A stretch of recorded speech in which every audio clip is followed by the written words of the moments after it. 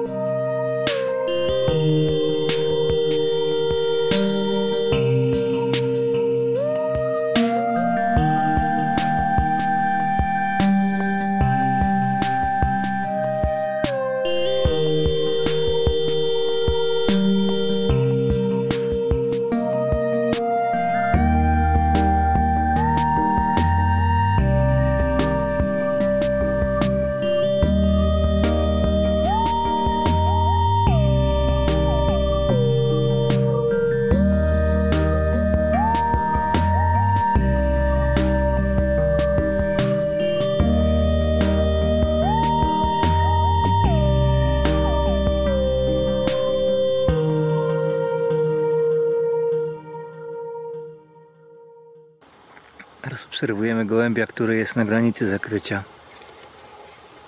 I teraz zrobię maksymalne zbliżenie. 1320 ogniskowa.